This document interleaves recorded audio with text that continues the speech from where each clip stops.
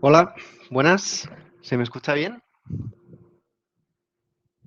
A ver, creo que tarda un poquito, tenemos un poco de delay. Vale, perfecto, veo que se escucha bien. Genial.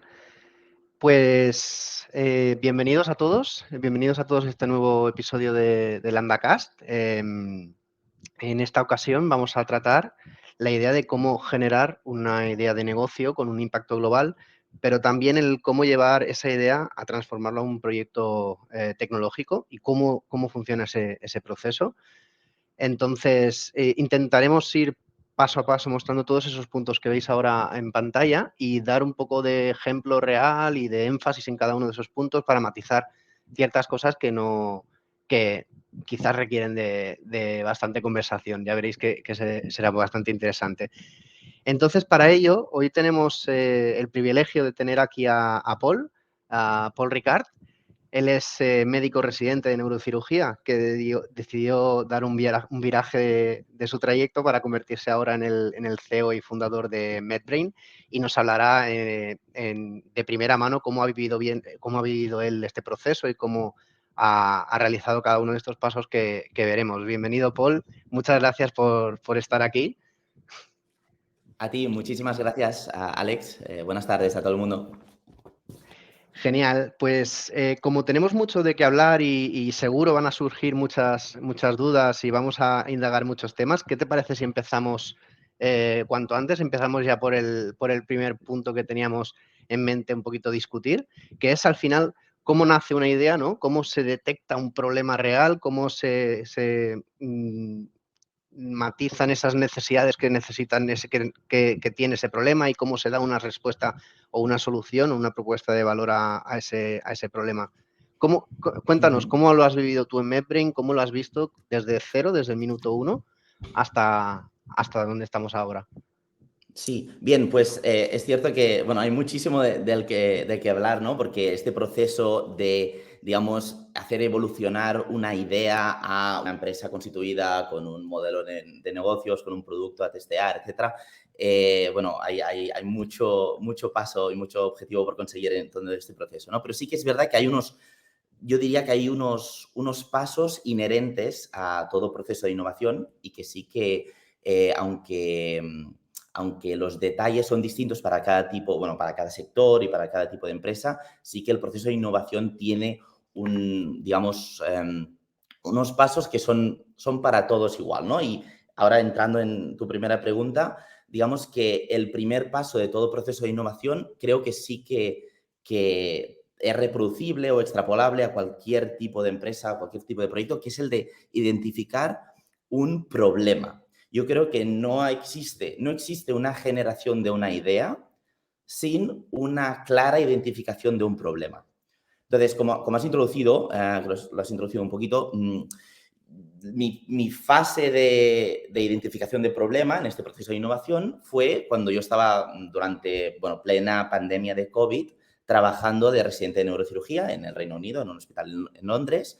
Y bueno, mi vida a nivel de diagnóstico era una vida muy fácil, muy sencilla, ¿no? Teníamos pacientes muy complejos, neuroquirúrgicos, y teníamos dos grandísimas herramientas llamadas tomografía axial computerizada, la TAC, y la resonancia magnética nuclear, que en la gran mayoría de pacientes, en más del 95% de casos neuroquirúrgicos, te daban una orientación diagnóstica muy fiable, ¿no? Entonces, tanto en el sistema sanitario en el que yo estaba trabajando, que era el público del Reino Unido, como en mi especialidad, el proceso diagnóstico no constituía ningún problema, ¿de acuerdo? Pero en el mismo tiempo, como médico, como apasionado de la medicina, de la salud global, yo era un auténtico aficionado, me puede parecer un poquito friki esto, pero era un aficionado a leerme los reports anuales publicados, bueno, casi anuales, publicados por las Naciones Unidas, la Organización Mundial de la Salud, la publicación muy prestigiosa británica llamada The Lancet, que publica también ensayos clínicos regularmente. Y bien, en estas publicaciones, sobre todo de la Organización Mundial de la Salud, lo que se hace es básicamente no solo se determinan unos OKRs de cómo quiere la WHO que esté el mundo a nivel sanitario en cada año digamos, va trazando los KPIs de progreso en conseguir estos objetivos, por ejemplo, pues acceso, como es en este caso que estamos hablando, acceso a diagnóstico,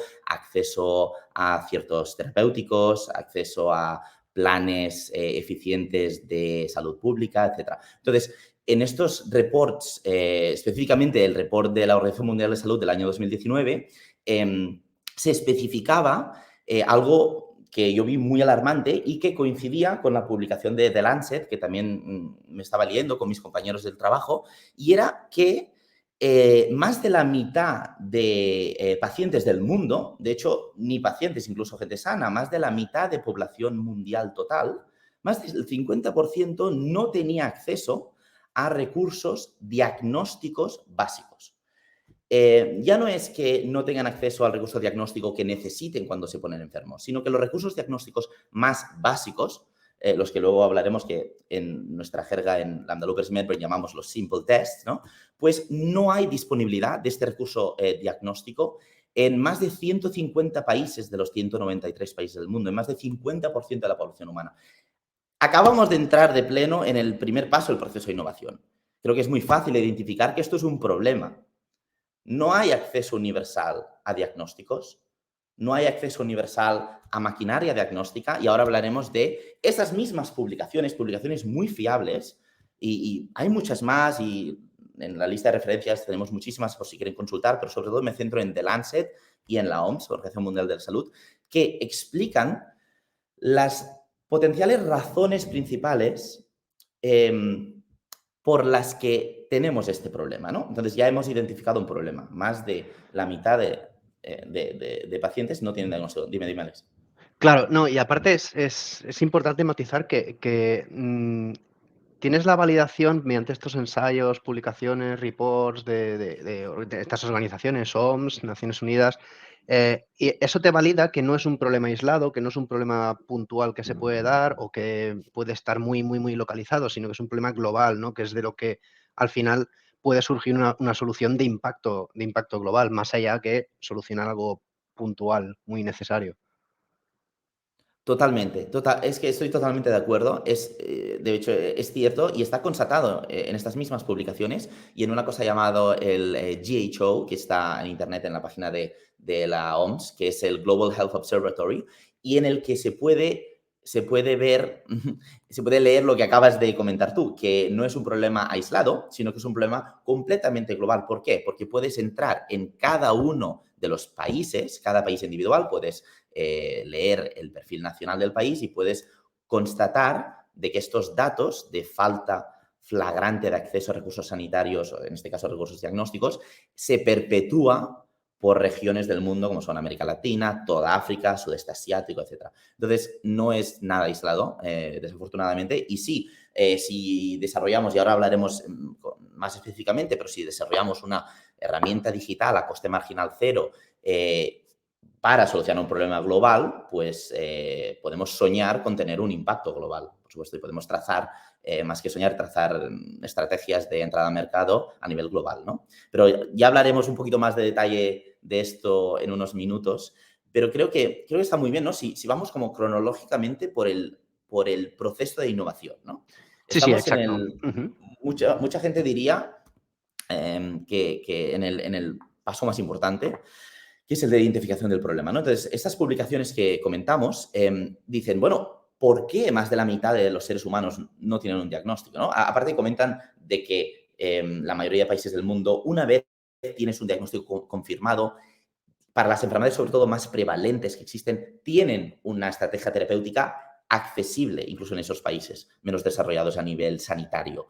El problema es el diagnóstico. El problema es de las 12.000 patologías que hay, cuál tiene este paciente y por qué y en qué datos nos basamos, en qué evidencias nos basamos para decir que tiene eso, ¿no? Entonces, bueno, lo que comenta la OMS es que hay unas razones principales, por eso una de ellas es simplemente una falta de médicos. En muchas, como todos sabemos, por supuesto, en muchas partes del mundo faltan médicos en los países que llaman low income, los países más pobres del mundo, por cada 1.000 habitantes hay menos de 0,3 médicos. En los países ricos de la Unión Europea hay 3,2 médicos o más por cada 1.000 habitantes. Claro, 3,2 versus menos de 0,3. Otra razón ya no es la falta de médicos, sino es la falta de médicos especialistas. Esto es muy importante. Te vienen pacientes de cualquier especialidad médica, quirúrgica, y tienes un médico que está en un país que no tiene la infraestructura educativa como para, digamos, recibir educación de especialidades. Entonces, ¿qué ocurre? Pues que tienes un porcentaje altísimo de ese país que recordemos ya tiene una falta de médicos, menos de 0,3 médicos por 1.000 habitantes, añádele encima de esto que en los países más pobres del mundo, algunos de sudeste asiático, la mayoría de África, datos del Global Health Observatory, dice 78-79% de los médicos de ese país son generalistas. Casi 8 de cada 10 médicos son generalistas. Esto compáralo con el porcentaje de generalistas en países ricos a nivel sanitario, que es del 23%. Entonces, claro, no solo tienes más médicos, tienes médicos mejor formados simplemente porque se han formado en una especialidad. Y ese proceso de especialización, como sabemos, y hay evidencia abundante al respecto, aumenta la calidad de healthcare, ¿no? Del cuidado sanitario. Entonces, faltan médicos y faltan médicos especialistas. En tercer lugar, comentan que falta inversión en sanidad, por supuesto, ¿no? La inversión en sanidad per cápita en países ricos supera los 3.000 dólares americanos per cápita, no en términos absolutos, y en los países más pobres del mundo es inferior a 40 dólares americanos per cápita. O sea, imagínate, de más de 3.000 a menos de 40. Entonces, estos son tres elementos muy importantes, ¿no? Que faltan médicos, faltan especialistas y falta inversión en el Ministerio de Sanidad. Pero quiero incidir en un cuarto, que es el más importante de todos, que es como decía antes, más de 150 países del mundo, es la falta de recursos para el diagnóstico. La falta literalmente, de maquinaria, de material para llegar a este diagnóstico. Pongo dos ejemplos, pero para nada es solo TACs y resonancias. Tenemos gamografía, tenemos endoscopia de todo tipo, tenemos los test simples, microbiología, bioquímica, hematología, etc. Pero no hay datos confirmados y publicados por las Naciones Unidas de todos estos que acabo de mencionar. Por lo menos no los hemos encontrado en sus publicaciones anuales, pero por TACs, por ejemplo, ¿no? Pruebas de imagen que salvan vidas y que cambian radicalmente el panorama de salud pública en un país. Pues por cada 1.000.000 de habitantes en un país rico hay más de 15 TACs. Por cada 1.000.000 de habitantes en un país pobre hay menos de un TAC. Y en esta brecha de más de 15, de menos de 1, está el umbral de colapso sanitario. Está el umbral de que no hay TACs para la población. Resonancias magnéticas muy parecido, hay más de 7 por millón y versus en los países pobres hay menos de 0,3 por millón, ¿no? Vale, entonces ahora, terminando esta fase, yo creo que ya hemos dado suficientes datos, hay muchísimos más, hay cientos de páginas de publicaciones que inciden en este problema, pero yo creo que hemos dado con un problema que es suficientemente real, que nos creemos los procesos de data collection y tal de la ONU, y que, por supuesto, estaremos todos de acuerdo que es suficientemente grande como para querer luchar para solucionarlo, ¿no? ¿Qué opinas sobre, digamos, este primer paso de la innovación? Lo cerraría ya aquí, que es identificación del problema. Claro, ¿Sí? al final, en resumen, tendríamos 4 grandes factores, que serían esa falta de médicos, esa falta de especialización, esa falta de inversión en sanidad y esa falta de recursos, que nos evidencian que realmente hay un problema. Y entonces, a partir de aquí, sobre la mesa, con un problema detectado, con la confirmación de que es real y con la confirmación de que es un problema global, ¿cuál sería el siguiente paso? ¿Dónde iríamos? Claro. Bien, ahora que entendemos un problema, y como digo, no creo que sea suficiente solo lo que se ha mencionado en este par de minutos, sino esto es un estudio de meses, ¿no? Y de casi académico para cerciorarte, para darte cuenta de que es cierto el problema en cuestión. Entonces, lo que yo hice y lo que creo que también es bastante extrapolable a otros proyectos, ¿no? Es pasar de identificación y conocimiento pleno del problema a establecer las necesidades exactas que tienen los stakeholders involucrados en este problema. Entonces, ¿cuáles son primero de todo, cuál es el stakeholder que está directamente afectado por este problema? Por supuesto, los pacientes y los médicos que sí que están allá y que no tienen ni la inversión en sanidad, ni los conocimientos porque no han hecho la especialidad, ni, lo más importante, el cuarto factor, los recursos diagnósticos, ¿no? Entonces, el stakeholder, el target user, ¿no? El user persona, lo definimos primero en abstracto te digo, se tiene que definir, ¿no? O sea, cualquier proyecto tiene que definir este user persona, este target user. ¿A quién? O sea, entendemos el problema, pero ¿a quién afecta este problema? En otras palabras, ¿a quién estás intentando ayudar? Sí que indirectamente, por supuesto, estamos intentando ayudar a los pacientes, pero ahora mismo, tal y como la planteamos, esta no es una herramienta para los pacientes. Entonces, ¿a quién estás intentando aportar el valor para solucionar el problema? En mi caso, ahora ya haciendo zoom in en mi proyecto, en MedBrain, es esta user persona, este target user, es el médico generalista, recordemos, hemos dicho casi el 80% de todo el país, médico generalista de los low income y los middle income countries de todo el mundo, que son unos 150 países. Entonces, este es el target user, el médico generalista de los países pobres y nuevamente industrializados, ¿no? Entonces, cuando ya conoces tu user persona, dices, de acuerdo, ya lo entendemos, vamos a describir con el mejor detalle posible qué necesidades tiene. Es bastante sencillo saber que la necesidad que tiene este user persona, este stakeholder, es una herramienta diagnóstica.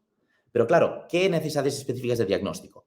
Pues también tenemos que hacer otro ejercicio de determinación de estas necesidades. En este caso específico, pues, ¿qué necesita el médico? Necesita una herramienta que sea, por lo menos, tan fiable, o sea, tan precisa como los gold standard de diagnóstico actuales. Porque de nada sirve darle una innovación en diagnóstico que se pueda usar, porque si vas a Namibia en un centro de atención primaria, en un área rural de Namibia, no tendrá resonancias magnéticas, esto seguro.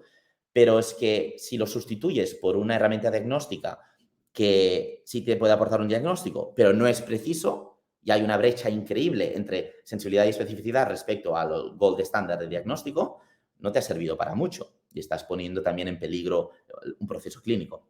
Entonces, lo primero que necesita nuestro user persona es precisión diagnóstica, o sea, accuracy, precisión diagnóstica equiparable a gold standard. Perfecto. ¿Qué más necesita también? Bueno, como estamos hablando todo el rato, necesita que esta herramienta, si queremos un impacto global, necesita que sea universalmente accesible.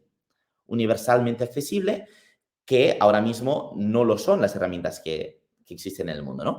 Para que sea universalmente accesible, tiene que ser una solución probablemente digital o que no haya mucho problema en el deployment de esta solución, que se pueda ofrecer a un coste marginal muy cerca de cero, o sea, que no te cueste muchísimo más ofrecérselo a 2 médicos que a un médico o a 10.000 médicos que a 10 médicos, y que sea lo que llaman muy comúnmente POC, Point of Care, que tú puedas usar esta herramienta al lado del paciente, en la cama del paciente, ahí al lado, que no se tenga que ir la muestra a la capital del país para procesarla, luego se pierda, o luego te hagan un report en un sistema de software que no tiene acceso al hospital. Estas cosas pasan, ¿no? Entonces, es muy importante que sea accesible para todo el mundo que está sufriendo el problema que ya hemos identificado.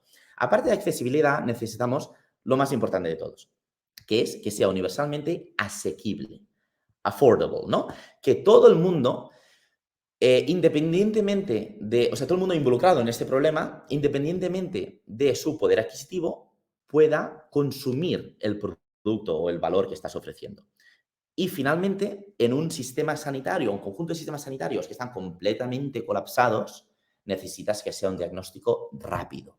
Necesitas desbloquear este sistema sanitario colapsado. Por tanto, hemos hecho ya mucho progreso, yo creo, porque ya sabemos las necesidades de un usuario muy específico que ya hemos definido y sabemos el tipo de solución que tenemos que ofrecer. En muchos como estudios de estos de design thinking y tal, se hacen estos digamos, experimentos de pensamiento, ¿no? Decir, vale, ahora tenemos que encontrar una solución que cumpla estos 4 criterios. Una solución que sea una herramienta diagnóstica que cumpla accuracy, que cumpla accessibility, que cumpla affordability y que cumpla speed.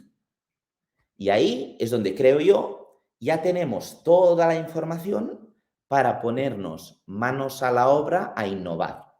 Muchos dirían, y estoy de acuerdo, que lo que hemos hecho desde el principio, desde la identificación del problema, ya es innovación, por supuesto. Pero ahora ya nos tenemos que, digamos, poner serios a describir una solución, ¿no? Porque ya sabemos problema y necesidades, ¿sí? Claro, y a describir una solución, porque claro, hemos detallado al principio de todo unos factores en nuestro problema que tienen una solución bastante difícil. Baja inversión en sanidad, pues pasa por unos procesos burocráticos y económicos del país que serían increíblemente difíciles de solucionar. Entonces, al describir las necesidades, has hablado también de herramienta diagnóstica. Claro, yo lo relaciono como que tenemos este problema que es global, que tiene impacto global, y la solución pasaría por fuerza por ser casi utópica, porque sería muy difícil poner de acuerdo en esos países que incrementasen la especialización médica, invirtiesen más en sanidad, pero una solución tecnológica, una herramienta diagnóstica que a la vez cubra estas necesidades, porque al final, cubriendo las necesidades de forma correcta, prácticamente estás solucionando el problema. Eso es otro enfoque y mucho más realista y mucho más alcanzable que dar la solución ideal o la solución perfecta, digamos. Totalmente. Comentas esto que puede parecer una solución utópica. De hecho, yo creo que en toda la historia de la medicina, ahora iba a comentar, ¿no? Que las necesidades de este target user, de este user persona, van a ser nuestra propuesta de valor. Y que en toda la historia de la medicina, una propuesta de valor que te dé una herramienta diagnóstica igual de fiable que las más caras y complejas actuales, que sea asequible y accesible para todo el mundo y que diagnostique con rapidez, esto es ciencia ficción, esto no es posible, ¿no? Entonces, si no entra un cierto nivel de innovación en ciencia de datos y en cómo se aplica, cómo se hace el leveraging, que ahora hablaremos, de la ciencia de datos a el contenido médico que tenemos en nuestra base de datos, sin esto, sin esta mezcla entre data science, business intelligence y contenido médico de bases de datos médicas y biomédicas reputables, sería imposible, absolutamente imposible. Totalmente. Entonces, digamos que, dime Alex, creo que querías comentar algo. No, digo que ahí está, es donde viene el proceso de innovación. Al final, con el escenario actual es un problema que está ahí porque no se le ha podido dar esa solución directa. Y es eso donde forma parte el proceso de innovación que comentas, creo que ahora vas a comentar el next step, ¿no? Sí, bueno, y también quería comentar, antes de que me olvide, de que has mencionado que la tercera digamos, de las causas del problema, de que la mitad de la especie humana le falta diagnóstico y no lo tiene y se mueren porque no hay diagnóstico, la tercera es la falta de inversión en sanidad y que tú comentas, estoy totalmente de acuerdo, bueno, tienes razón, a los datos me remito, de que es un proceso burocrático largo y más, aparte de burocrático, ya democrático de la rama Claro. legislativa del país para que legisle al respecto. Pero, ¿qué pasa? Que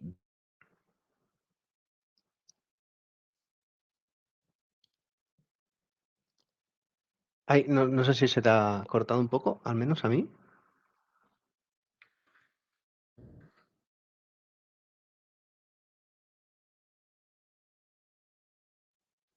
Sí, creo que hemos pedido a Paul. ¿me Vamos a ver oyes? si lo Ahora. recuperamos. Ahora, ya lo tendremos. Se me ha ido Hemos un poco la tenido imagen. un micro corte ahí. Sí, a nosotros se nos ha congelado un momento tu imagen. ¿Se escucha Pero bien? ya, todo ok, sí. Yo creo Perfecto. que está todo ok, sí. Perfecto. Si en algún momento no se escucha o algo, nos lo comentáis a los que Sí, estéis sí, por escuchando. favor, aquí en la Perfecto. caja de comentarios. Como estábamos comentando, ¿no? En estos problemas globales de intentos de solución global, una falta de inversión en sanidad podría ser, de las 4 causas, la más sencilla, porque otra, por ejemplo, es la falta de especialistas. Tú ponte ahora como país a hacer una iniciativa nacional de aumentar ese porcentaje de médicos especialistas. Tienes que generar programas de educación en los hospitales más importantes del país, tienes que... no hay especialistas, por tanto, no hay gente que pueda hacer, digamos, este programa educativo. Entonces, son soluciones que tardan muchos años y que, bueno, y que de momento no se están haciendo. Por eso vivimos en el mundo que vivimos con este problema que mencionamos de la mitad de falta de acceso a diagnósticos. Entonces, ahora yo lo que iba a comentar es qué hice yo personalmente, pero como siempre es extrapolable a cualquier proyecto, cuando ya sabes el problema y las necesidades del target user. Y era definir un poco el escenario concreto en el que me gustaría que se usara el producto. El escenario en concreto en el que me gustaría innovar, ¿no? Y en el caso de MedBrain, ese escenario, ya sabemos el user persona, ¿no? Entonces, el escenario, hay 2 principales escenarios. En un lugar está el servicio de urgencias de un hospital. En el servicio de urgencias de un hospital de un país low income o middle income, podría ir genial esta propuesta de valor que estamos ofreciendo. Y en otro escenario es, en vez de un servicio de urgencias, un servicio de atención primaria, primary care center de cualquier país de los que mencionamos también. En ambos escenarios, el user persona que está presente intentando salvar a estos pacientes es nuestro user persona, que es el médico generalista. ¿De acuerdo? Entonces, a partir de aquí yo ya empecé a, como estábamos diciendo, desarrollar una solución, ¿no? Y la solución con la que yo, bueno, hipoteticé que podríamos solucionar el problema era el hecho de desarrollar como un tipo de GPS, pero en vez de un GPS para coches, un GPS para médicos, para este tipo de médicos.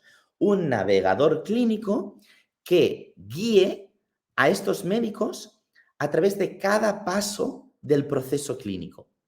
Digamos que sería una herramienta, solo que tenía en mente hace estos 5 o 6 meses, ¿no? Una herramienta que acompañe al médico al que le faltan los recursos diagnósticos, otro tipo de recursos sanitarios, al que le falta, bueno, conocimientos, como decíamos, para que en cada uno de los distintos pasos del proceso clínico esté a su lado, digamos, garantizando la calidad de ese paso. Y sabemos que los pasos universales, cuando tú no tienes herramientas diagnósticas, tienes 3 pasos principales, ¿no? En los que hemos estado trabajando con Lambda Loopers. El primer paso es la entrevista clínica, en la que el médico introduce todos los síntomas, todo el presenting complaint del paciente a MedBrain. Y entonces, en base a lo introducido en MedBrain de forma completamente dinámica, a largo plazo le va a dar MedBrain digamos, la continuidad a esta entrevista clínica, sugiriendo síntomas asociados, factores de riesgo asociados, causas asociadas, etc. Y, digamos, esta es la idea, que en cada uno de los pasos la calidad del paso no dependa del conocimiento en especialidades del médico, ni de la situación geográfica, ni, lo más importante, la availability de recursos diagnósticos, ¿no? Entonces, primero Porque tenemos... precisamente es el problema que quiere solucionar la herramienta, con lo cual no puede depender de que el médico, el facultativo, tenga esos conocimientos. Tiene que ser la herramienta que lo solucione, ese problema. Porque de Exactamente. momento estamos hablando desde un punto de vista hipotético, estamos hablando de teoría, no hemos todavía empezado a materializarlo, ¿no? Estaríamos hablando de detección de problema, detección de necesidades y propuesta de solución, pero desde un punto de vista hipotético, de momento, ¿no? Totalmente, totalmente de acuerdo. O sea, no hemos empezado sesiones de consultoría con Lambda Loopers, no hemos empezado una línea de código, no hemos empezado una Eso definición de es. OKR. Totalmente. Pero que realmente esto constituye, para cualquier persona que lo esté escuchando y tenga una idea que quiera desarrollar, esto constituye una serie de, bueno, la serie de pasos inherentes a la innovación, ¿no? Entonces, una vez tienes definida la solución que tú quieres a nivel de producto, lo que hice yo después de esta definición de la solución fue intentar definir una interfaz de usuario y una experiencia de usuario, ¿no? Entonces sí que es este orden, ¿no? De user persona, escenario, solución y diseño, sketch, un poco para darle un poquito de cara, darle un poquito de luz a cómo tendría la experiencia ese target user, ¿no? Entonces sí que me puse a definir UI, UX y finalmente lo último que hice antes de, digamos, llamar a la puerta de Lambda Loopers fue crear un documento. Ahora ya tenía muchas cosas. Yo ya tenía un proceso de innovación bastante consolidado, como dices tú, totalmente en abstracto.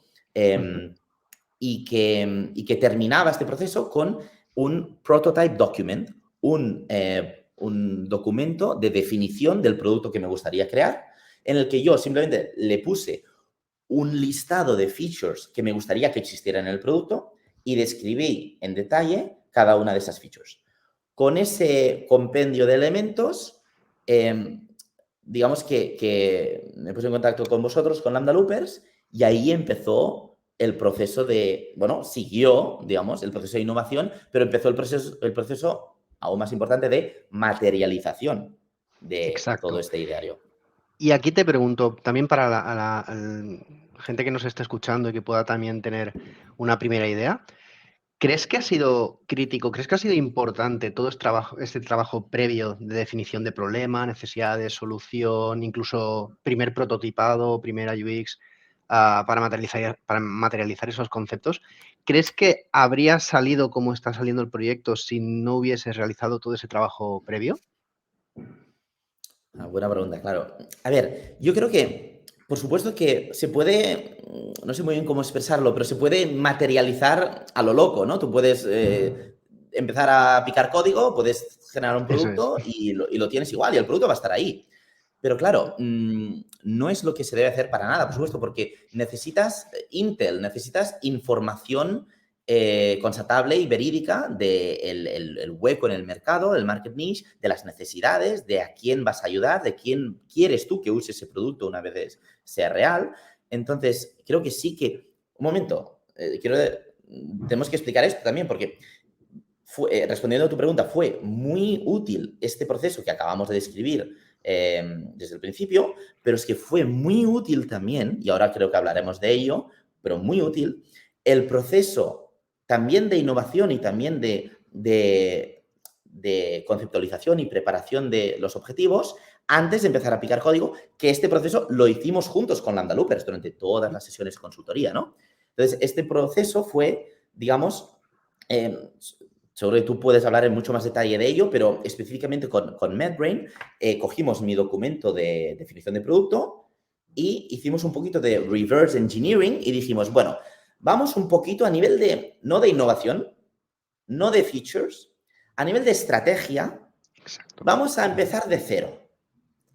Vamos a coger estrategia tabula rasa desde cero y me educasteis respecto a aplicación de OKRs, estimación de KPIs, etc. Entonces, dijimos, la piedra angular de todo a nivel estratégico es el OKR. Es el objetivo y los key Eso es. results que queremos conseguir en ese objetivo. ¿Sí? A Eso es. partir de ese listado de OKRs que hicimos juntos, esto ya es Ujú. un trabajo juntos. Claro, hubo un proceso inicial de yo explicaros toda la innovación previa y todas mis ideas a nivel de futuro, y luego, completamente de la mano, decidir juntos OKRs, decidir nuestros objetivos. Entonces, eran objetivos, yo creo, muy bien delimitados de qué queríamos conseguir, en qué orden queríamos conseguir, qué prioridades teníamos y si un objetivo ahora, a ver, todo el mundo que haga un proceso de innovación tiene que determinar sus OKRs, por supuesto, y esto no termina nunca, ¿no? Esto se va realizando a la que cumples unos, tienes más, a la que vas creciendo como proyecto, pero creo que empezar ahora usando MedBrain como ejemplo, uno de los primeros OKRs creo que fue que el usuario, y corrígeme si me equivoco porque quizá no lo digo exactamente, Alex, pero que los usuarios pudieran insertar 10, no, los usuarios, no, perdón,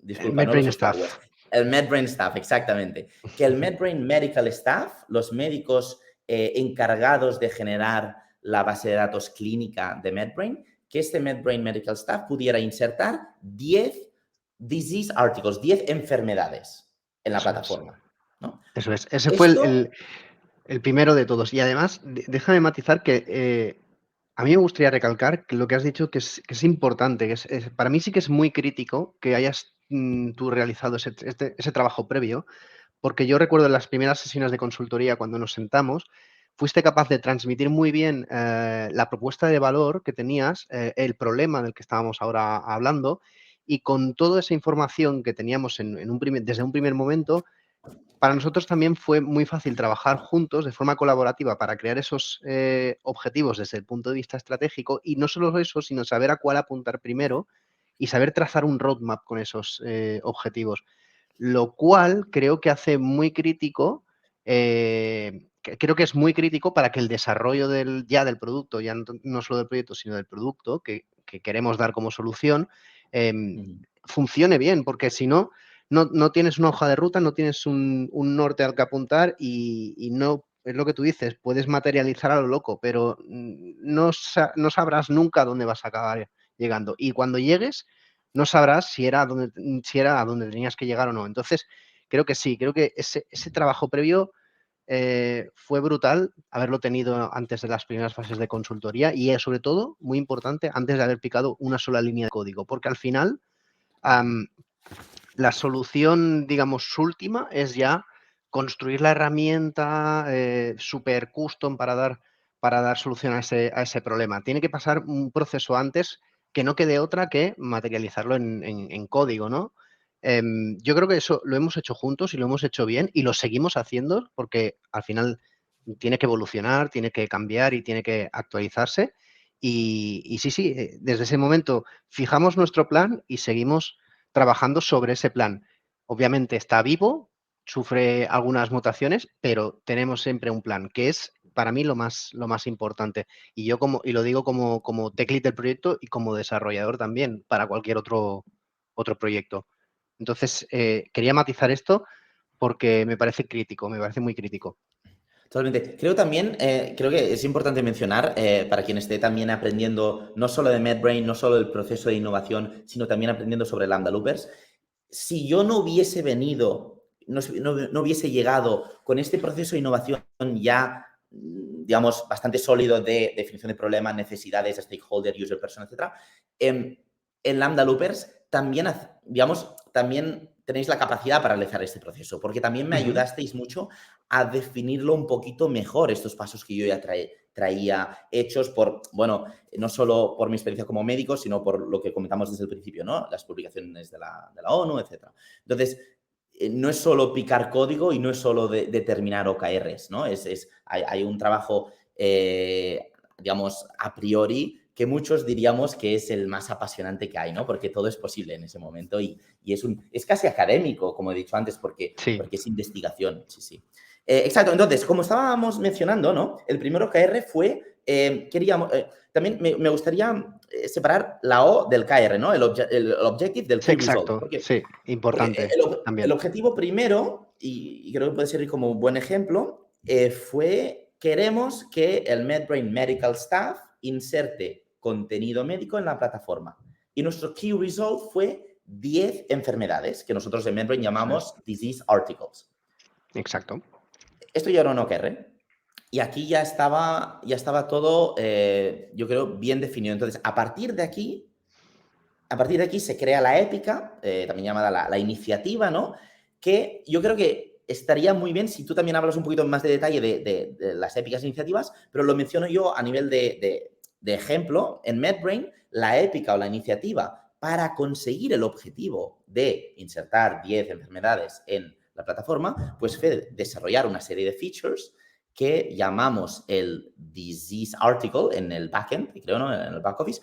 Y entonces, a partir de esa épica o esa iniciativa, digamos, decidimos juntos, tanto a nivel clínico, con necesidades clínicas del target user, como necesidades del MedBrain Medical Staff, como contigo liderándolo como tech lead, las features mínimas necesarias para que Exacto. a través de, o sea, features mínimas necesarias para que a través de esa épica se consiga ese objetivo, ¿no? Exacto. Y dos puntos aquí. Efectivamente, lo has dicho muy bien. Cuando nosotros seleccionamos un primer OKR al que apuntar, y sobre todo en un proyecto que nace desde cero, tener la iniciativa o la épica es todo aquello que vas a hacer con el fin de cumplir ese objetivo. Puede ser un montón de acciones, pero todo tiene que ir encaminado a cumplir un objetivo concreto o varios, puede ser. Em, ¿En qué repercute tener unas épicas o unas iniciativas apuntando a unos objetivos concretos? Pues en que a partir de ese momento, cuando decimos vamos a ir a por este OKR, a partir de ese momento todas las personas involucradas en el proyecto, todo el equipo, digamos, va a estar dedicando esfuerzos, y esfuerzos son recursos, tiempo, dinero, todo lo que hagan a falta para cumplir ese objetivo. Lo cual es muy importante porque tú previamente también tenías tu idea de budget, tu presupuesto y tu idea de deadline para las diferentes fases del proyecto. Entonces, organizarlo trabajar siempre bajo el paraguas de una épica es muy importante para eso, invertir bien los esfuerzos, llegar a las deadlines. Y todo esto, ¿por qué es importante? Porque lo mismo que decíamos antes, a otro nivel aún más superior, hay un plan que es estratégico, que se ha estado pensando, se ha estado trabajando muy mucho. Entonces, todos los eslabones del proyecto, todas las capas, mejor dicho, del proyecto, tienen que ceñirse a ese plan, porque es la base de todo. Entonces, esto es muy crítico, no perder el norte nunca y que todo lo que se haga tenga un sentido y esté materializado en un objetivo concreto. Sí, sí. Totalmente. De hecho, es cierto, creo que es notable mencionar que los OKRs son la piedra angular de todo, pero hay algo quizá por encima de los OKRs, ¿no? Que es este high level roadmap, ¿no? De los distintos tiers o las distintas fases de business development de cualquier proyecto, por supuesto. Los OKRs son simplemente objetivos, valga la redundancia, pero a nivel objetivo, a nivel cuantificable, a nivel medible, que se tiene que ir consiguiendo o secuencial o paralelamente, totalmente. Entonces, nosotros lo que hicimos fue, volviendo específicamente a MedBrain, lo que hicimos fue juntos determinar una serie de OKRs, también priorizar estos OKRs a nivel de, digamos, de cumplimiento cronológico de los OKRs para tener en el High Level Roadmap tener desarrollado un prototipo. No exactamente, y creo que esto podría ser interesante mencionarlo, ¿no? No exactamente un MVP, un Minimum Viable Product, sino un prototipo.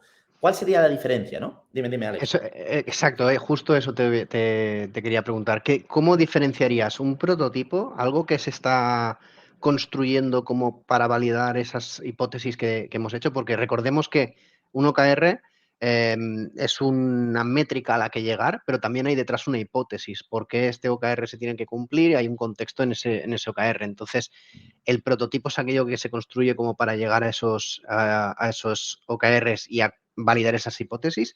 ¿Y cómo lo diferenciamos con un MVP? ¿Qué diferencias, digamos, tiene? Claro, respecto a, ahora mismo te lo respondo directamente, pero respecto a el desarrollo de prototipo que hicimos, sí que responde, bueno, lo que tú has dicho, responde exactamente a cumplir unos OKRs. O sea, nosotros no desarrollamos prototipo porque queremos desarrollar un prototipo. No. Desarrollamos un prototipo con una serie de features mínimas necesarias porque estamos intentando, con cualquier herramienta posible, dar respuesta, conseguir nuestros OKRs. Eso es lo importante. Entonces, ¿qué OKRs teníamos nosotros al final de la lista? ¿Cuáles eran los OKRs que queríamos cumplir, aparte de introducir contenido en la plataforma, demostrar cierto KPI de precisión diagnóstica, cierto número también de diagnóstico, etcétera? ¿Cuáles eran? Los del final de la lista eran los OKRs de validación clínica de esta herramienta. Claro. Entonces, nosotros no hemos desarrollado, de momento, por supuesto es un proceso secuencial, pero no hemos desarrollado un MVP para entrar rápido al mercado y comercializarlo. no hemos desarrollado exactamente un minimum viable product, viable en el sentido comercial. No, Claro, nosotros hemos desarrollado un prototipo que es completamente viable, no a nivel comercial de momento, le faltan una serie de features para que sea viable a nivel comercial, sino que es viable para conseguir los OKRs de validación clínica. En otras palabras, queremos un producto que sea sólido, robusto, para realizar un estudio multicéntrico en nuestro escenario, nuestro user persona, en nuestro user escenario, a nivel internacional, en distintos países que cumplan con ese criterio de, pues, el servicio de urgencias de un low and middle income nation, el servicio de atención primaria, etcétera, y poder realizar todos los estudios que queramos, ahora, este mismo año, a partir de septiembre, de validación clínica, para poder conseguir medir nuestros KPIs, KPIs de precisión diagnóstica, KPIs de el coste de cada caso clínico, del tiempo en cada caso clínico, etcétera. Entonces, son una serie de OKRs que queremos cumplir a través de medir nuestros KPIs y que para poder hacer eso hemos desarrollado el prototipo que ya casi tenemos terminado. Entonces, a partir de aquí, con este prototipo, de sobras vamos a poder conseguir por lo menos testear estos KPIs, ¿no? O sea, medirlos, digamos, y ver si conseguimos los OKRs o no. Y a partir de aquí, después de esto, tendremos que volver a hacer el mismo proceso de si uno de los OKRs es entrada en mercado, entonces tener una épica y, consecuentemente, una serie de historias de usuario que sean herramientas, una serie de features para hacer que ese producto pueda ser comercialmente viable, ¿no?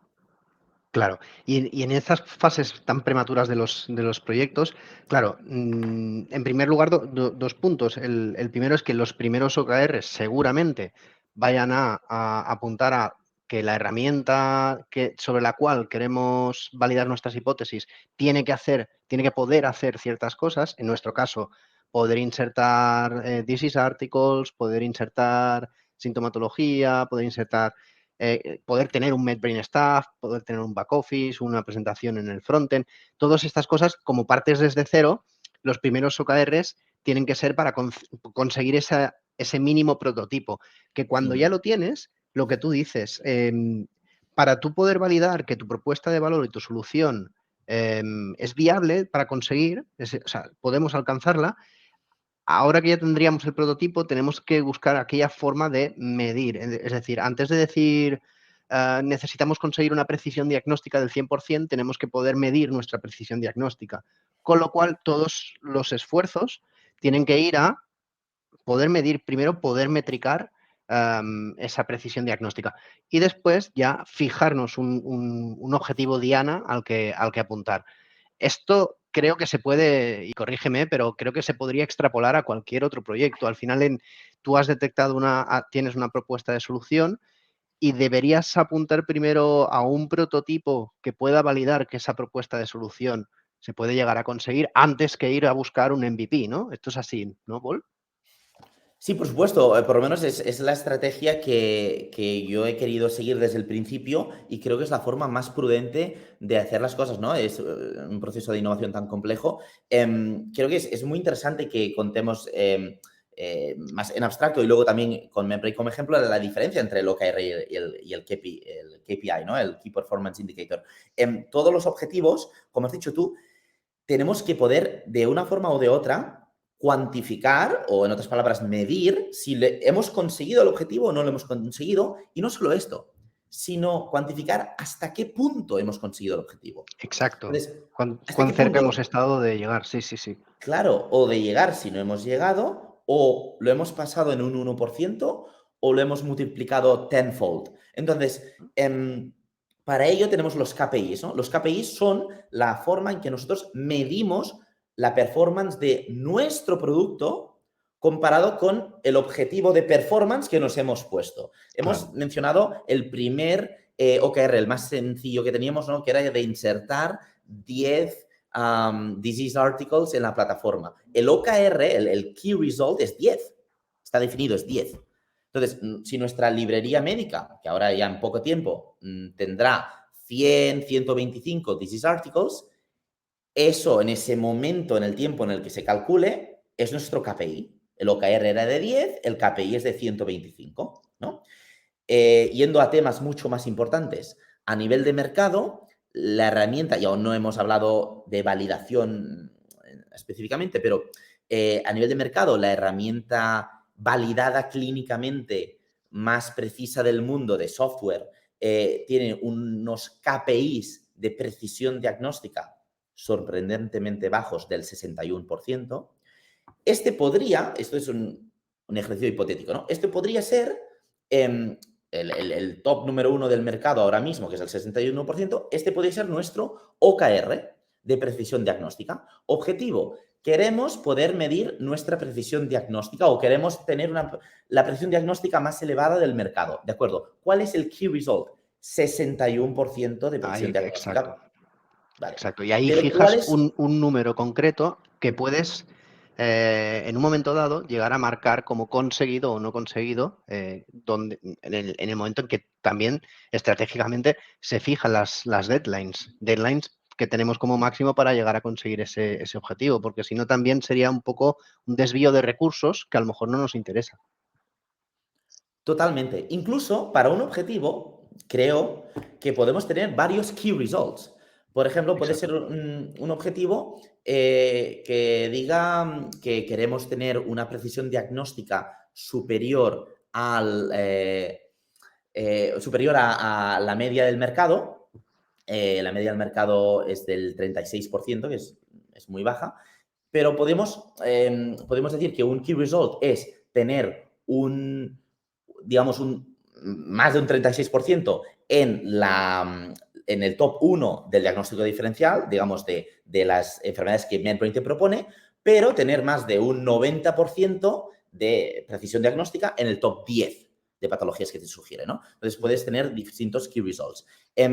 Específicamente en MedBrain, ahora mismo, bueno, tenemos unos OKRs de precisión diagnóstica que queremos cumplir. Entonces, claro, cumplirlo, como has dicho tú, dicho en otras palabras, cumplirlo o no es algo que es blanco o negro, porque tienes la métrica de el biggest Claro. player es 61%, el market average es 36%, publicado recientemente por el Medical Journal de Australia. Entonces, tenemos un market average del 36%. Si nosotros tenemos un objetivo de estar por encima del market average, tenemos un key result que es el 36%. Si tenemos un objetivo que es estar por encima del best performer, tendremos un key result del 61%. Entonces, el KPI, nuestro KPI, será la precisión diagnóstica que nosotros hayamos medido o a través de validación interna, que validación interna es el proceso a través del cual el MedBrain Medical Staff, usando casos clínicos de pacientes reales publicados en la literatura, no nuestros, sino para eliminar bias, publicados en la literatura médica, recoge estos casos clínicos y los utiliza para medir este KPI de precisión diagnóstica. Esto sería validación interna, que varios de los potenciales competidores publican sus KPIs de validación interna. Y luego tendríamos la validación clínica, que por supuesto es la más interesante y en la que nos tenemos que centrar, que es en el escenario real, con el user persona real, mediciones reales de esta precisión diagnóstica, ¿no? Entonces, ahora mismo estamos en un proceso muy bonito en el que tenemos el prototipo desarrollado, tenemos el contenido médico que estamos insertando en la plataforma, tenemos muy bien determinados los OKRs de precisión diagnóstica que queremos conseguir, pero no tenemos lo más importante, que es la medición, la cuantificación de estos KPIs, de estos cómo de buena es la performance de esta herramienta diagnóstica que hemos desarrollado, ¿no? Entonces, creo que es de las cosas más extrapolables, por lo menos en un proyecto de Health Tech, que es, una vez tú tienes desarrollada esta solución que en tu mente es perfecta porque has hecho todo el market research, porque conoces el problema, porque conoces el user persona y las necesidades, entonces, cuando tienes la solución, tienes que validarla. Y esto en todo proyecto requiere esta validación. En Health Tech, validación interna y después de la validación interna, validación clínica. Y es necesaria. Porque si no, bueno, aparte, por supuesto, no estoy ni incluyendo todas las certificaciones legales regulatorias obligatorias, ¿no? El GDPR, la Comisión Europea, los ISO, HIPAA Compliance si quieres comercializarlo en los Estados Unidos, etc. Pero la validación interna, la validación clínica la va a tener que pasar cualquier tipo de emprendedor en un proyecto Health Tech, por supuesto. Y otro tema que quería tratar, justo antes de hablar de la validación y de para qué nos servirá esta validación para buscar financiación también, hemos saltado como muy rápido desde la definición de los OKRs allá a buscar la validación, pero entre medio, a mí me gustaría preguntarte, primero, ¿cómo ves que todo el equipo tenga esta relación tan directa desde negocio, producto, diseño a desarrollo? ¿Qué te parece que haya transversalidad ahí y haya transparencia en cuanto al proyecto? Y dos, ¿qué te parece, sin salirnos nunca de este plan que determinan los OKRs que ya hemos comentado, qué te parece que el proyecto sea en sí flexible, que se pueda mutar, que podamos añadir pues quizás nuevas iniciativas o quizás incluso redefinir un OKR porque ha cambiado algo crítico en el proyecto y ya ha dejado de tener sentido? ¿Esto crees que aporta valor o por el contrario crees que sería mejor ser mucho más, digamos, mucho más estricto con el plan inicial y no salirnos de la raya? Vale, bueno, de las dos preguntas, creo que la primera es bastante straightforward por supuesto, cuanto más transparencia haya entre los distintos perfiles profesionales en un proyecto, en las distintas personas con distintas responsabilidades y distinto focus, mejor. ¿Por qué? Porque en esencia la innovación es un funnel, pero un embudo, pero en este embudo, arriba, antes de que se filtre, hay un proceso creativo cuya naturaleza es ideas que nos vienen por asociación, por nuestro background particular. Cuanto más backgrounds, más asociación, más riqueza pueda haber en este sentido, luego ya, también juntos, filtraremos. Luego ya decidiremos, prueba y error, etcétera, qué priorizamos, qué decimos que no vamos a utilizar, etcétera. Pero cuanto más diversidad de background a nivel de asociación de ideas, para mí, mejor. Y mentoring es un excelente ejemplo porque mucha de la, no sé si decir de la innovación, sí, de la innovación, porque constituye innovación, de las ideas que han ido siendo, digamos, plasmadas en OKRs, han sido por miembros del equipo de distintos perfiles profesionales, que si Product Owner, que Totalmente de si acuerdo. Team o Account Manager. Entonces, es muy importante. Y respecto a la segunda pregunta que has hecho, es una de las preguntas más importantes, yo creo, para un emprendedor, ¿no? Pivotar o no pivotar, esta es la cuestión, pero no solo ya pivotar a nivel de product market fit, etcétera. Tú vas a modificar OKRs, tú vas a modificar objetivos, vas a modificar roadmap, tanto a alto nivel como a bajo nivel, en función de nueva información que te vaya entrando. Mi respuesta es, por supuesto que sí. Por supuesto. O sea, en esto yo creo que se basa también la filosofía agile, ¿no? Digamos, cuando tú avanzas en un proyecto y vas desarrollando un proyecto y un producto, tanto proyecto como producto, vas adquiriendo Intel, adquiriendo datos nuevos que antes no tenías, tanto del mercado como del comportamiento del user persona, de tu target user, como de cuellos de botella regulatorios, de que el usuario usa tu producto, le encanta, pero lo usa en una forma distinta de lo que tú te esperabas. Muchísimas cosas que tú, en cierto momento, cuando determinas planes, hojas de ruta, OKRs, sueños, etcétera, no tienes esta información como para Claro. para tomar esas determinaciones. Entonces, yo creo que harías un flaco favor de decir que cualquier tipo de roadmap, de decisión que hayas hecho en cualquier fase del proceso de innovación y desarrollo de una empresa o un proyecto va a tener que ser así y no vas a poder tener ninguna modificación. Se tiene que estar completamente abierto, yo creo, por lo menos en mi opinión, a la información que te va viniendo y al proceso de aprendizaje. Pero, y creo que es muy importante mencionar esto, pero hay una cosa que sí que no cambiaría nunca, ¿no? Y es, en lo más abstracto, lo más alto nivel posible, la razón por la que existe este proyecto o esta empresa. Muchos lo llamarían o la visión o la misión. Digamos, cuando tú empiezas algo, y es digamos, el paso de la innovación quizá más, no sé, más etéreo, pero que más emociona y del que no hemos hablado. Y es, tú empiezas algo porque, basado en identificación de problema, needs de usuario, etcétera, tienes una visión de cómo te gustaría que funcionara el mundo en un mercado determinado, en una quizá zona geográfica determinada, para unas personas determinadas, médicos generalistas, etc. Pero tú tienes en tu mente, basado en datos que has ido leyendo en publicaciones o en primera persona, tienes en tu mente cómo te gustaría que funcionara el mundo en una forma muy específica. Y hay una brecha entre esa idea, ese ideario que tienes en tu mente y el mundo real, cómo funciona. Entonces, acotar esa brecha o eliminar esa brecha constituye toda la vida del proyecto. Entonces, Claro. esa visión o esa misión tan a alto nivel, yo no la modificaría nunca, para no perder el norte, nunca. Y en Claro, es que MedBrain, yo creo que todo lo demás, perdona, de hecho se modifica para acotar esa brecha de forma más ágil, porque a lo mejor hay una solución mejor a la inicial y nos acerca más a esa visión. Pero sí, estoy de acuerdo, eso es lo que no se tiene que perder. Hacia allí vamos. Sí, sí. exactamente, lo que acabas de comentar es importantísimo, Alex, de que la estrategia se va modificando para aumentar en eficiencia dadas las circunstancias cambiantes o los conocimientos cambiantes.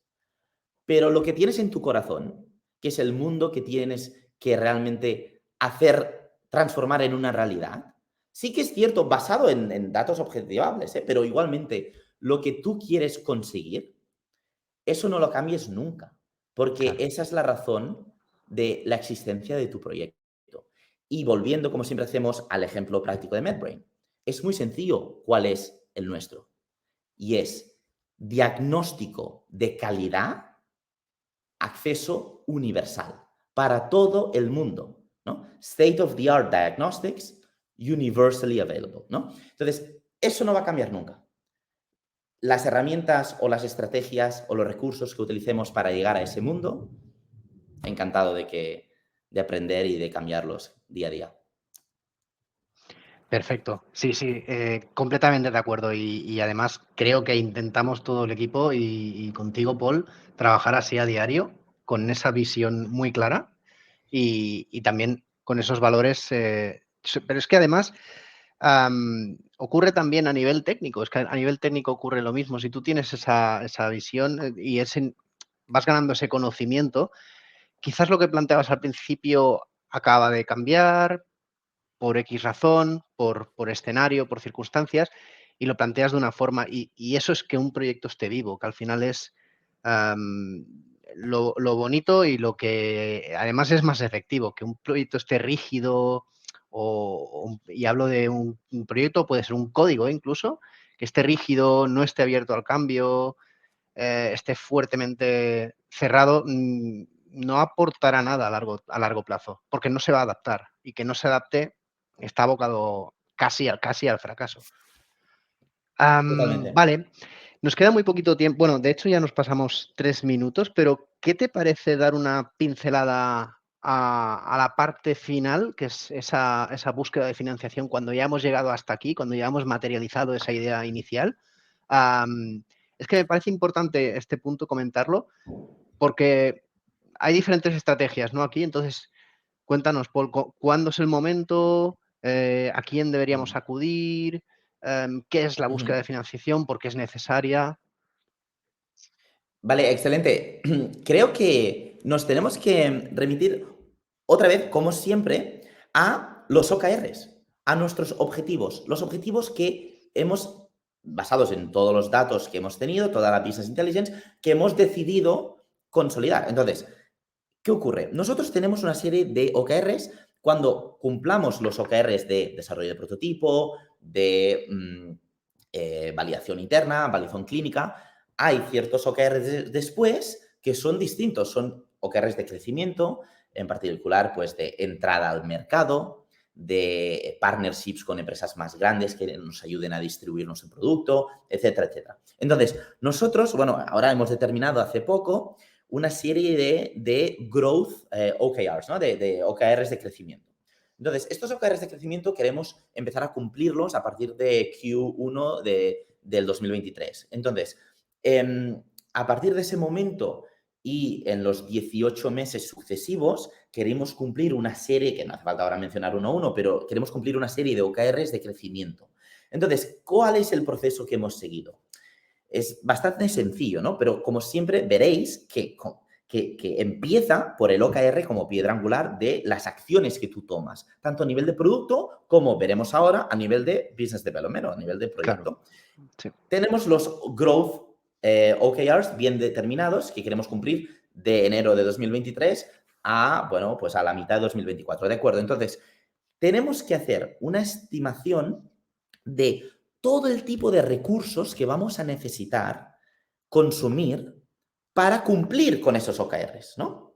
Entonces, recursos como profesionales en distintas áreas, como recursos materiales, también recursos de desarrollo, todo tipo de recurso que nos permita cumplir con el OKR. Pero claro, cada uno de estos recursos que estimamos que vamos a necesitar, y ya tenemos, de hecho, bien delimitados, tienen un coste, ¿no? Entonces, tenemos que no solo hacer la estimación de toda la serie de recursos, sino la estimación de toda la serie de costes para cada uno de los recursos individuales. Y así es como poco a poco se va moldeando, digamos, el diseño de tu seed round, ¿no? De tu ronda de financiación, en este caso, semilla, que vamos a necesitar. No puede ser lo mismo que decimos que no podemos materializar al aire, a lo loco. Claro. Tampoco podemos pedir recursos para financiar nuestro proyecto a lo loco.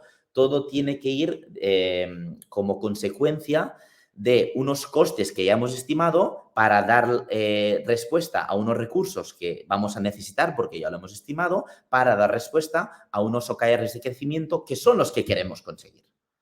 Siempre es así. Entonces, nosotros tenemos ya una estimación del dinero que vamos a necesitar para cumplir estos OKRs. Y con eso se va a las organizaciones pertinentes, ya no indirectamente aceleradoras, incubadoras, etcétera, o programas gubernamentales, sino también directamente Venture Capital, para exponer no solo todo de lo que hemos hablado hoy, sino las razones, las raíces de la necesidad de estos recursos económicos, ¿no? Entonces, se basan en los OKRs como siempre. Pero también me gustaría... Dime, Alex. Sí, no digo que se tiene que tener clara esa necesidad de la financiación, ¿no? Tienes que tener muy, muy determinado dónde vas a aplicar esos recursos y el por qué necesitas esos recursos.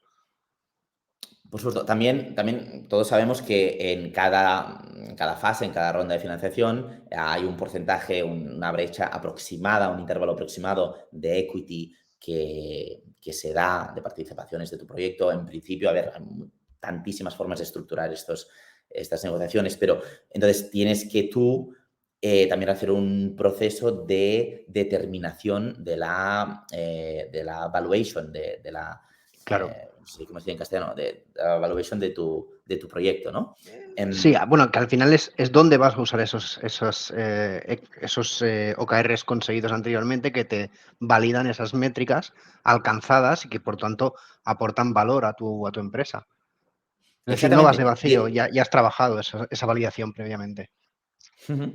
Y por eso también a nivel estratégico nosotros estamos convencidos de, no solo porque es así, porque lo necesitaremos para cumplir los Growth OKRs después de la validación clínica y por lo tanto no vamos a pedir ayuda económica previo a la validación clínica, pero aparte también porque ahora a partir de septiembre que iniciamos estudios multicéntricos y iniciamos el proceso de validación clínica de esta herramienta, claro, una vez tú tengas KPIs de performance de tu herramienta diagnóstica medidos por investigadores terceros, externos completamente ajenos a MedBrain, pues cuando tú has conseguido medir este KPI en un hospital real con diagnósticos con pacientes reales, esta herramienta y por consecuencia este proyecto, esta empresa, aumenta sustancialmente en su validación, en su valuation, ¿no? Sí. En su evaluación, exacto. Entonces, no es solo que no se necesite a nivel de recursos ahora mismo, por nuestro burn down chat, Chart, que no hace falta ahora mismo financiación, sino que aparte, estratégicamente va a ser muy interesante iniciar el proceso justo al final de esta validación clínica, porque va a depender también, la evaluation del proyecto va a depender también de los KPIs de precisión diagnóstica, entre otras cosas. Claro. Perfecto, pues son las 7:10. ¿Qué te parece ir dejándolo por aquí, Paul? Ha sido muy interesante, como ya preveíamos que iba a ser. Y entonces lo primero que me gustaría decirte es que muchísimas gracias por participar y por aportar tu conocimiento y sobre todo con tu ejemplo real y con tu experiencia. Creo que ha sido, bueno, ha sido muy útil y como siempre te digo, yo contigo aprendo muchísimo.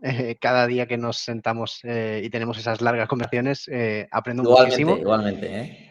Y creo que también para las personas que nos están escuchando les ha sido bastante interesante. Y también quería deciros a vosotros, los que nos estáis viendo, que muchas gracias por asistir y que estéis atentos porque recurrentemente iremos publicando nuevos eventos, tanto en físico como en directo o resubido, nuevos LambdaCast. Y no os quiero hacer mucho spoiler, pero seguramente este LambdaCast tenga una segunda parte que ya veremos. No digo más. Muchísimas gracias a Perfecto. todos por venir y Y a muchísimas mí, gracias, Paul. Sí, y a mí perdón. también me gustaría concluir, Alex, con agradeceroslo a vosotros. Habéis hecho cada perfil, cada miembro del equipo de MedBrain, de Lambda Loopers, en estos últimos 4 meses que han sido verdaderamente apasionantes. Habéis hecho un trabajo extraordinario, no podría estar más satisfecho. Y es que, como ya hemos explicado, la innovación es un proceso y acaba de empezar. O sea que ojalá podamos realmente tener un impacto positivo a nivel global, porque creo que es una lucha que merece la pena y no podría tener mejor compañía que vosotros. O sea que muchas gracias. Muchísimas gracias, Paul. Seguimos a por ello y estoy seguro de que lo conseguiremos. Pues nada, lo dejamos aquí y subiremos el vídeo para que lo podáis volver a ver o quien no haya podido asistir lo pueda ver. Muchísimas gracias a todos. Un saludo.